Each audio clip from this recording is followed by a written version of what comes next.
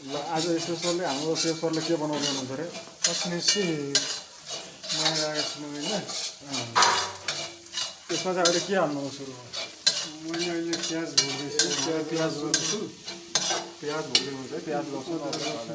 भर्दैछु अनि यसपछि अब चाहिँ अब यसमा हल्का टमाटर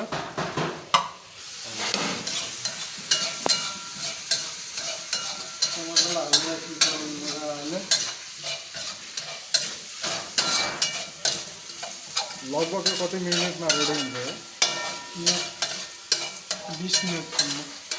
अच्छा 20 मिनटमा यो लगभग हाम्रो पत्मौसी रेडी हुन्छ होइन पत्नेसी नेपाल खसीको सबभन्दा बढी चल्ने भनेको नेपालमा है यो बन्दैछ यहाँ सेसरले यहाँ बनाउने के हाल्दैन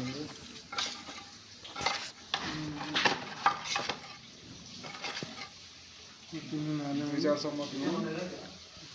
त्यसपछि रातो खुर्सानी हल्दी पाउडर मिट मसला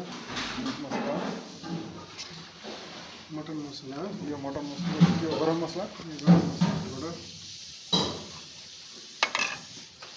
यति नै हाल्नु यसमा थरी चाहिँ लगभग मिसाउँदै हुनुहुन्छ है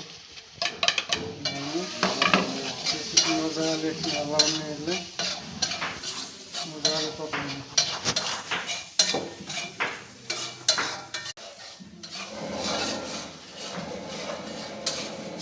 लगभग मसला चाहिँ हाम्रो रेडी हुँदैछ है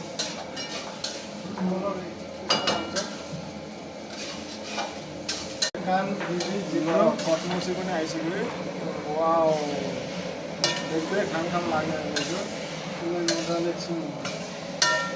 राख्नुपर्छ